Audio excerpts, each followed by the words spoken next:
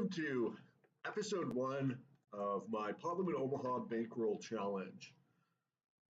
The challenge we're going to do today, it's not a $100 to $10,000 challenge like some people have been doing. Instead, we're going to go from $1,230 to $10,000. And this is going to be 100% recorded, uploaded to YouTube, all the footage. And we're going to do it through ultra conservative bankroll management. So we will be taking shots at higher limits, but only when we have more than enough bankroll to handle a downswing. And basically, we're just going to be grinding like crazy, putting in high volume, and that's how we're going to move up. So right now, we're playing with very conservative bankroll management. We've got over $1,200. We're playing maximum $25 buy-in PLO. So that leaves us with 50, I think 50 buy-ins, something like that. Let's see, 25 times 50 equals, yes, we have 49 buy-ins. Okay, so table 2, we're going to fold here. So very weird that he has a hand that can raise, but did not bet the flop. But despite that being very weird, okay, Jack 4, yeah. We're still going to fold. Table 1, probably got an open here. Just going to overlimp now that there has been a limper. Table 3, we've got a decent hand connected, but out of position. Even against a very liberal raiser, I don't think this hand plays very well.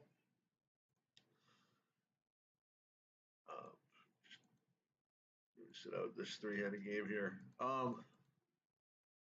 So yeah, we're gonna be using very conservative bankroll management. The point being of this video series to show players exactly how you can move up in stakes without really having a significant risk of ruin. So when we get to 1,500, we'll have 30 buy-ins for PLO 50, and we'll take a limited shot. So if we lose $250 in total, then we'll go back to PLO 25 max. Table 4 here, we flop just kings and a gutter.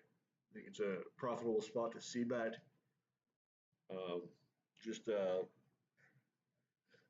Sort of a semi-bluff. Obviously, we have a very big draw, but we're going to have the best hand a decent amount of the time.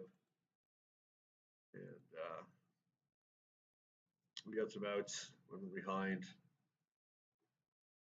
So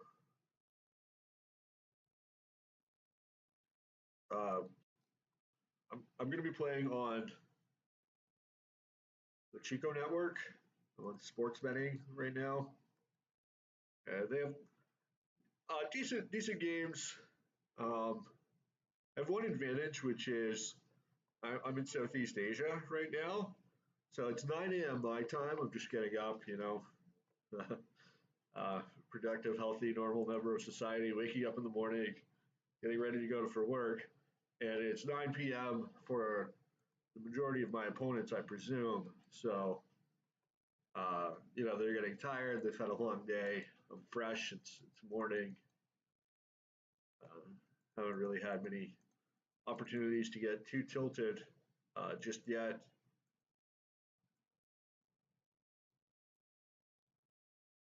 So yeah, that's basically going to be the extent of the challenge. So definitely, if you enjoy this video, stay tuned, come back, check out the rest of the series. I'm going to record the entire climb to 10K. So it should be It'll be fun and exciting for you guys to watch and get some real insight on how you can move up in limits. Um, so table two, I'm going to complete here.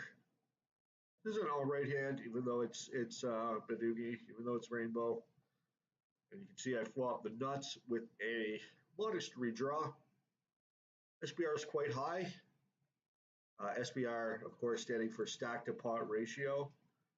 So I'm not even sure I'd want to stack off on the flop, although I don't think I would fold to a raise.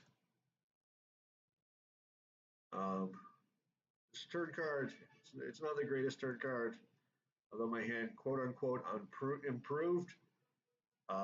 Pretty decent chance somebody's got Jack 10 out there. I don't think anybody's going to raise the turn without Jack 10. I mean, maybe double flush draw or something, but especially these guys are both very loose passive. They might not even raise the turn with Jack 10, which could put me in a bit of a tricky river spot. And it's tempting to check call the river here because we have a full house. Maybe he could bluff his missed flush draw. But you see my opponent's stats, he's just extremely loose passive. So you don't want to take too many check call lines with strong hands on the river against these types of players. It's better to bet fold, basically, anything above average strength. So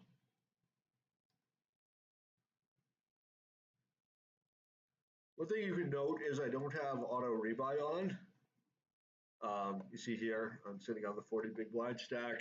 So a lot of people swear by auto rebuy. And there's nothing wrong with it. You know, there's a good argument that if the game you're in isn't soft enough to that you want to be chopped up for max, then you should just quit. But I think I can get an extra edge by manipulating my stack size in certain situations um, where if the regs are really deep and the fish are short, then I would rather be short. So I can always top up manually, which I will do when conditions warrant it. Also, there's the question of where the stacks are, right? You want the big stacks on your right, not your left. So you can play more pots. More of the deep pots when you're in position. I just gotta grab a coffee up here.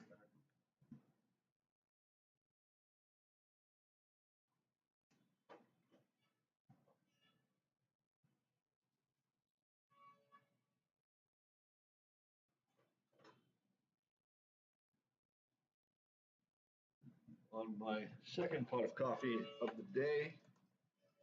And don't think I missed a hand, so there's that. I'm going to be playing up to 8 tables. Want to get that volume in. So I apologize if it becomes a little tough to follow the action. So table 6 now, ace, queen, 10-4. Against an EP raise from a loose aggressive player. This guy's stats are very aggressive, but it indicates to me that he is positionally aware. So I don't think my hand fares that well against a tight under the gun range. And table 1, I'm just going to fold as well. I'm in position. I have 4 cards working for me, but wheel cards are really bad in Omaha. You're going to end up just with the bottom end of stuff. So it is pretty tempting to take a flop there because we're in position and we're not that we're that deep. We're 100 big blinds deep, but because it's just a 3 times open, we're going to end up playing with quite high SBR. So, but I think despite having 4 cards working together, my hand is just really, it's really bad because of the wheel cards, and so we are going to end up with the bottom end of stuff, unprofitable hands.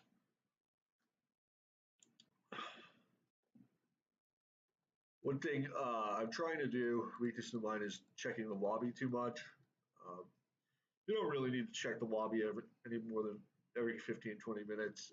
It's not going to change that much. Yes, your gaming table will pop up, but not the end of the world if you miss it. So want to spend most of my limited focus on my tables. Uh, of course, watching for when it's my action, taking sufficient time to think about the pros and cons of various decisions, but also watching my opponents and trying to adapt to them beyond simply what the HUD stats might indicate, but also simply keeping in mind what the HUD stats do indicate. Actually, I think that this number of tables makes for all right footage. There's always a new decision popping up. I guess something maybe in future videos is to just show one table as it pops up, something like that. Table 4, I guess we can overlimp here. This is not a great hand, but our opponents likely have pretty weak hands. Yeah, we do have the button.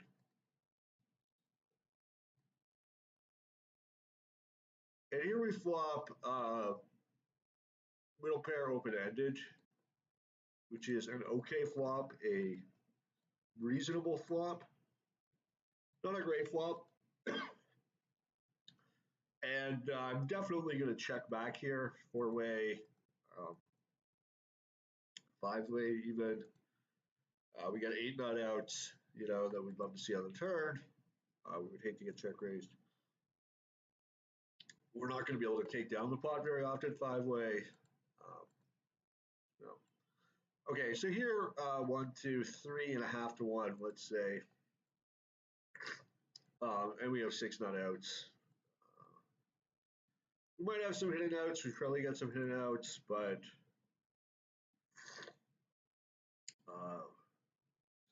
easy fold. And opening up on table 7, Jack, Jack, Ace, Queen. Taking it down. Table 8, definitely have to fold. It's that guy. Table 2, I think we can defend here with our kings. Pretty liberal raiser, 27% pre-flop raise over an appreciable sample. And we flop overpaired and gutty. Out of position with a flush draw on the board, and he checks back. Gonna bet the turn. I think it's highly unlikely he checks back 2-pair or a set. It's a very dynamic board, 2 flush draws, a lot of straight opportunities. Clear river check. I think check call. Have a 5, and he raised pre-flop. Table 4, going to make an ISO raise with my aces.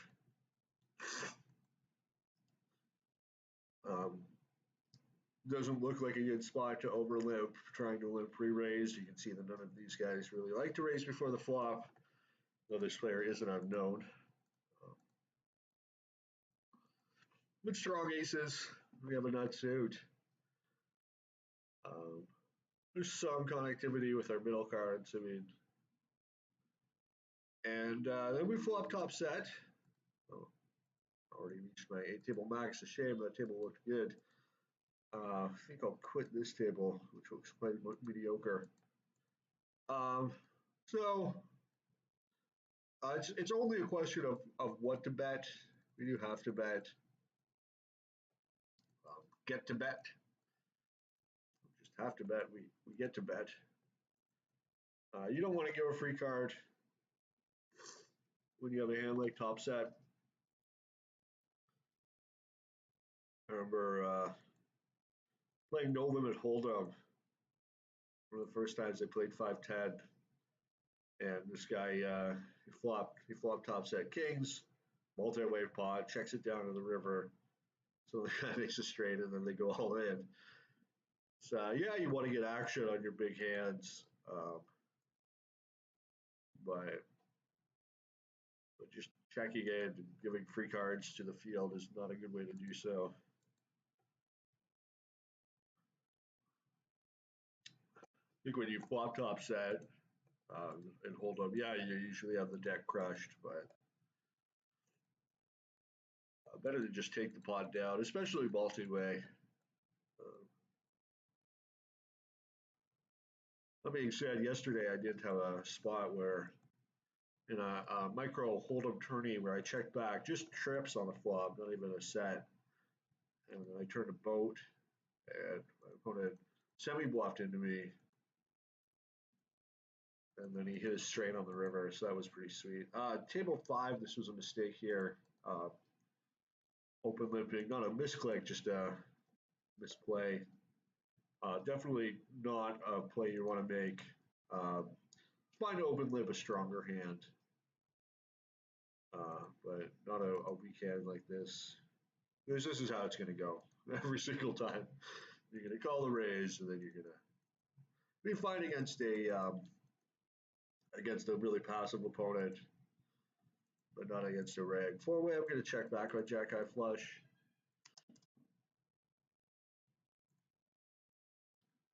See if that, yeah.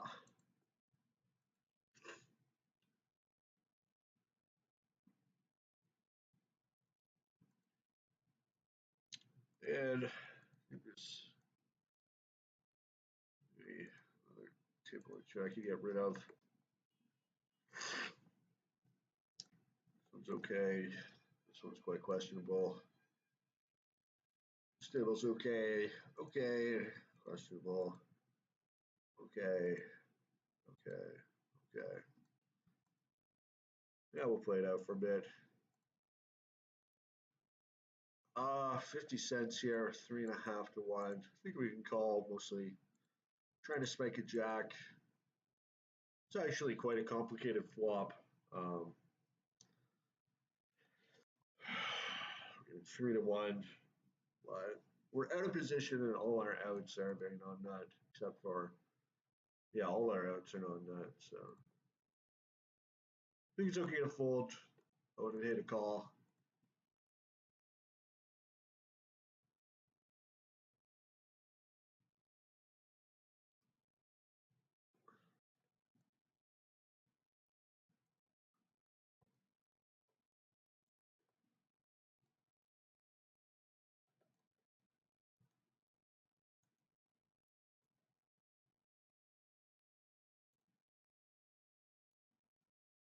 Table 3, kings.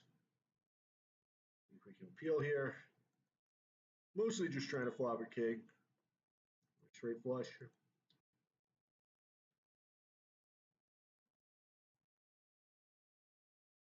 We're getting some better pot odds because we're the big blind. This player seems very unlikely to win a pre-raise.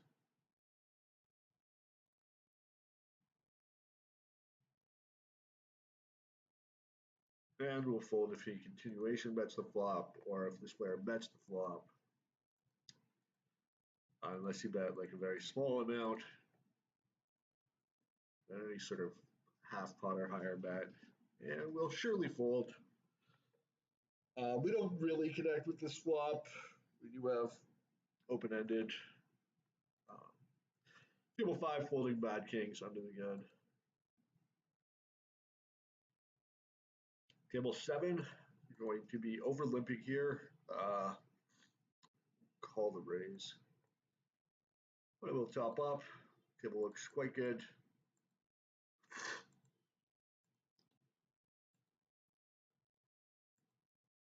And same as here.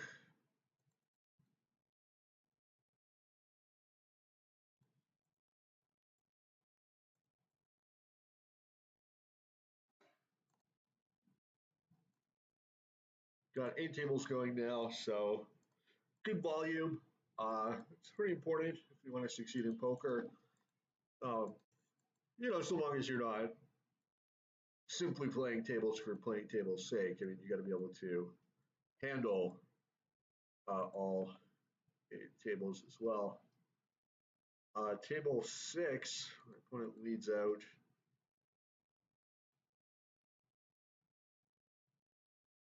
And I peel. And give it up on the turn. Not really 100% about that flop decision there.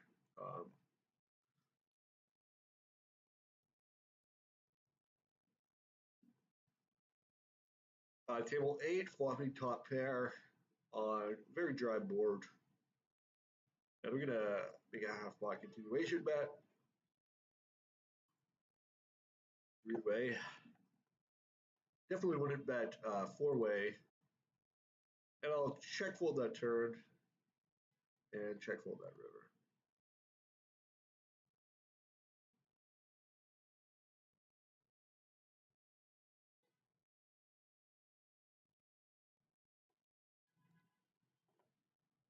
Table 1, going to open. If this player folds, which he did.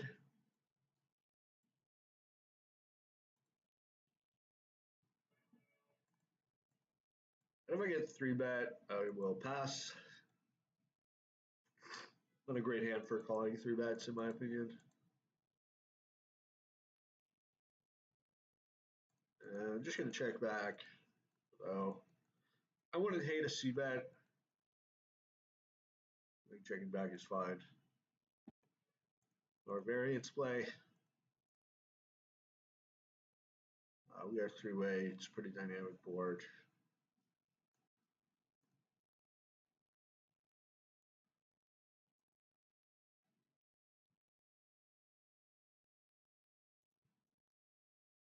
And basically giving up on the hand at this point.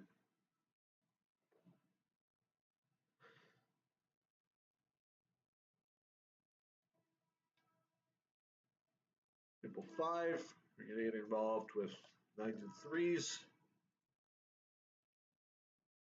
Try to flop a set.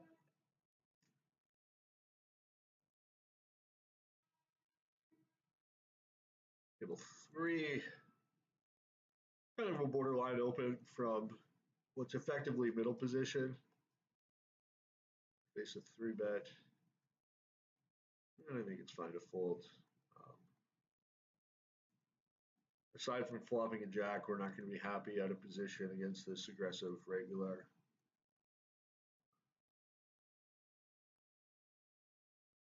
So probably safer to fold now.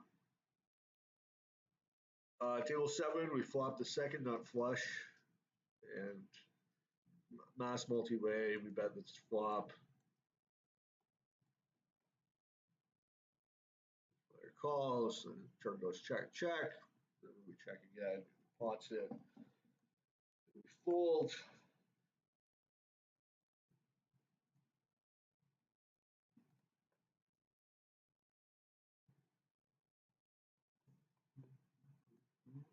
Table 7, going to be completing, but we won't call the raise.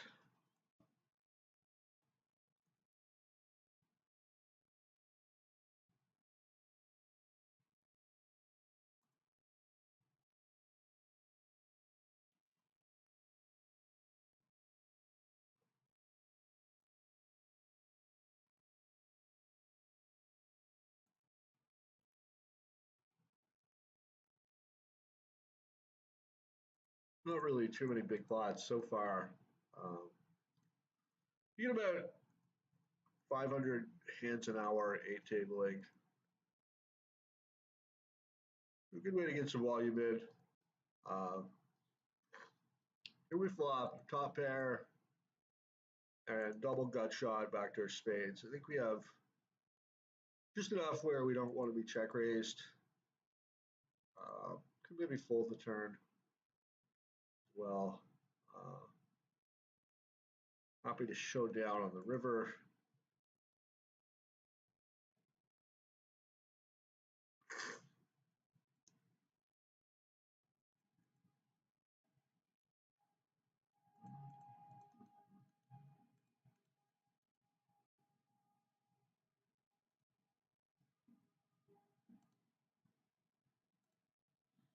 Table 5, we defend.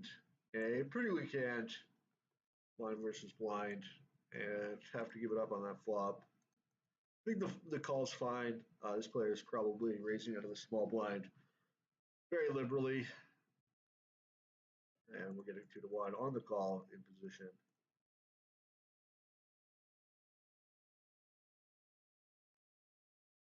Very nice seat to have in position on a hyper aggressive player. We're going to be able to 3-bet him in position and pass every marginal hand when he opens. So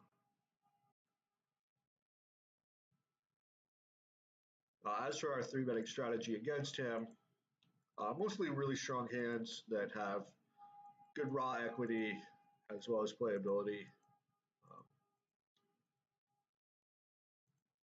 So hands like ace, king, queen, 10, single suited, of course double suited also. Table 2, we opt to defend our blind, an okay hand.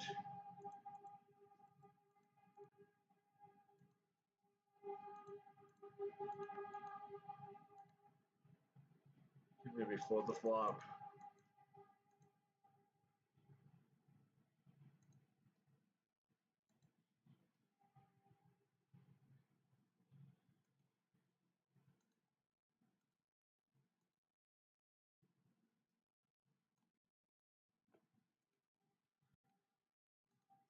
Table 6, we defend aces on the small blind just by a call, and flop trips ace kicker.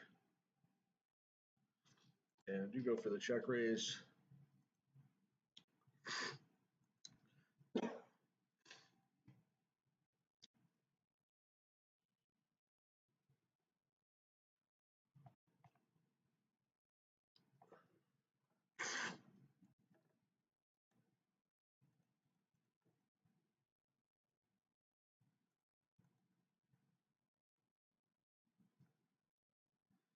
And table 3, flopping the nut flush. C-bet it. And villain calls. I'm just going to keep betting big. Fortunately, he does lay down his hand.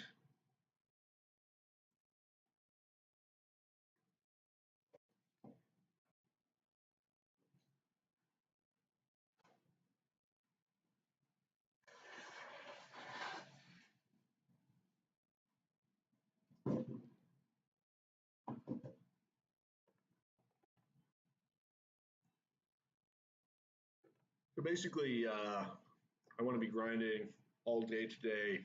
I want to get a good number of hands in, high volume.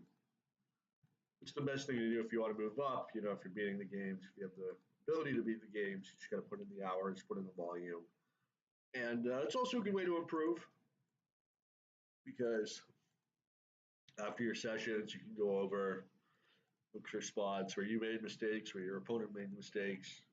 You know, just review your sessions.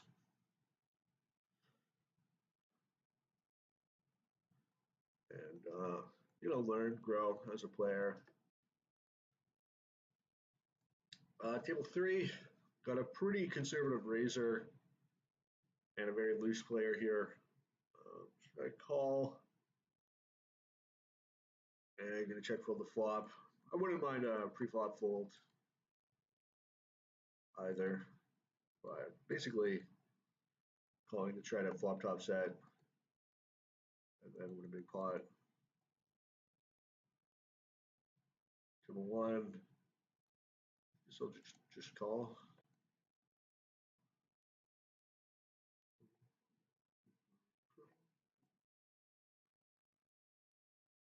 Table 3 looks like I should be good here with my queen high flush, fingers crossed. Interesting that Cobster here at king queen jack 6. So you see he only raises 4% of the time, but he's got like he had a bottom 50% hand there. I was pretty sure he had aces full, just because of the pre-flop raise statistic. So Just goes to show that a lot of your opponent's decisions are not necessarily logical. They're based on whimsy. Table 4. So we're going to be facing a raise from Rumbler probably, and it'd be a tough spot. As it turns out, France opens first in. I don't think there's a lot of value of calling here. I mean, you're not going to flop your case king very often. So, other than that, what are you really hoping for? Table 1, pretty clear call here. It's only 35 cents more, 45 cents more, whatever.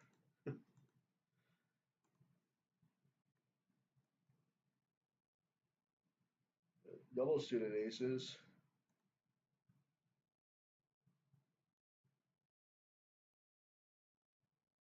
And aces again.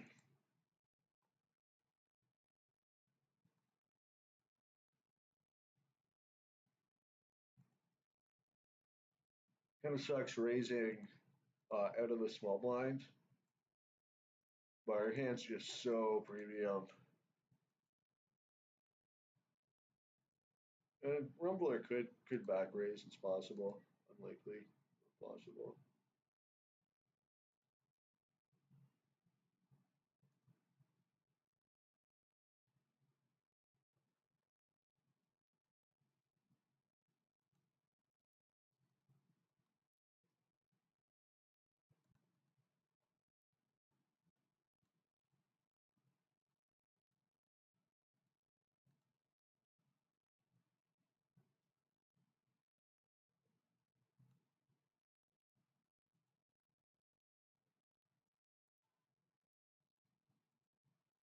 So table 3, our opponent bets are really small. Continue, and pretty clear value bet once he checks the river. We need to bet big. We want him to call. Table 6, ending up the nuts here after raising pre-flop and checking back on the flop. Bets, and we're just going to put him to raise. Expect him to fold like everything, um, except like really strong draws. But we have the nuts. We're in position.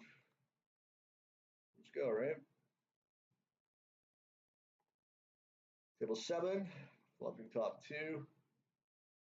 Heads up. Pretty good spot.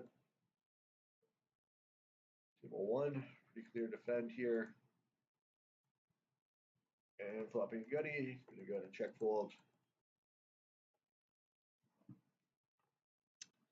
Table 3, not gonna open with this rundown under the gun.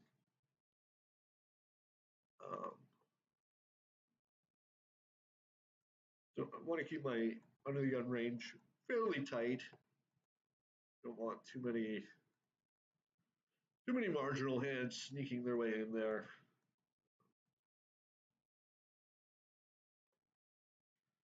Do a table check. Good. Good, good, good, good. Great. Good. Great. All right. No tables need to be getting rid of. That's nice. Table 3, flopping middle pair. King kicker in a 4-way pot. Going to opt for a check fold. And table 2. Got those kings. And I'll defend here. Defend my button. Pretty nice kings. Have a suit. You have the button. Player's not the nittiest of racers. Not too excited to play a pot against him. Even heads up in position. As you can see, he's pretty tight aggressive / loose aggressive. Actually, almost identical stats with Novik Kinry.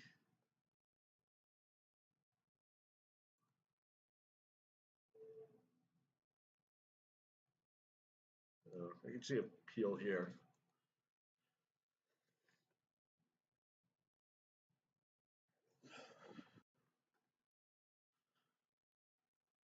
There's been some speculation about whether this player, Novakmi, is a bot or not. He's been crushing PLO 10 for the longest time, for over a year anyway.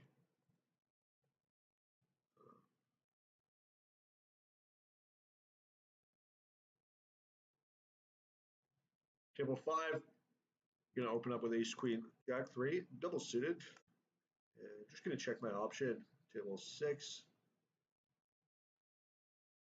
And you can call Cobster's raise here. I do have the button. And decent medium rundown. Player earlier showed up raising king, queen, jack 6. Of course, could easily have aces this time. And nothing to do on the flop but to fold. See if Durr has a hand he wants to gamble with.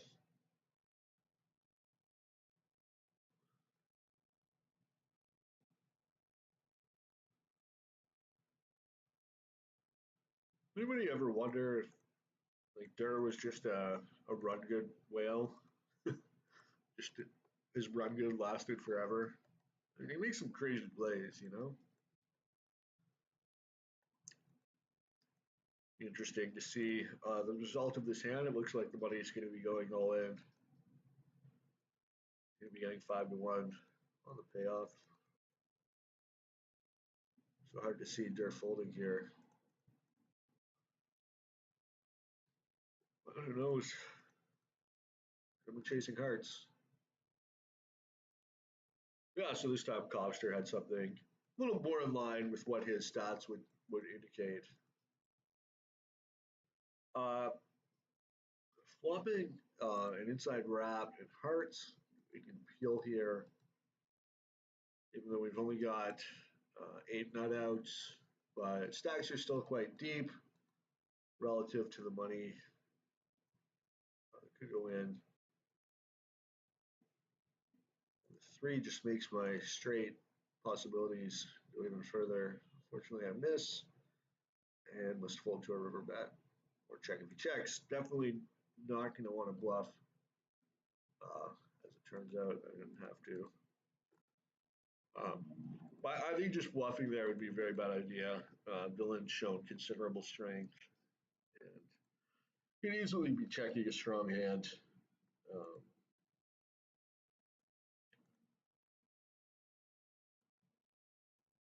A lot of players play the river very passively in microstate spot limit Omaha. Table 6, you have to call here again. Not very happy about it. Table 5, we have a fine over limp.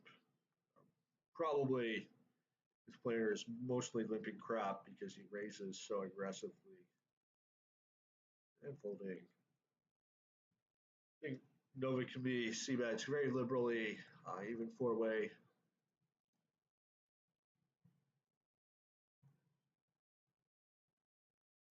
Which I think is a mistake, but hard to argue with his results.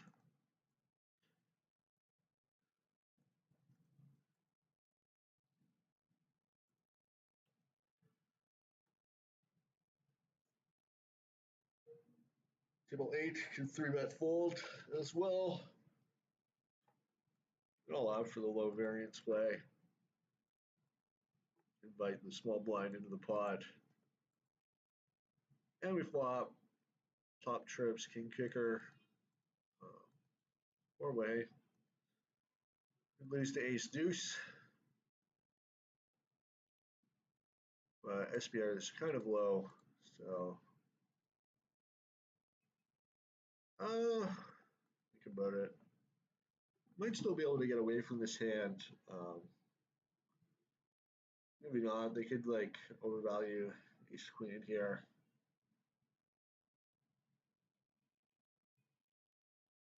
Take it down. I think it's if you're beat there, you don't really have many outs.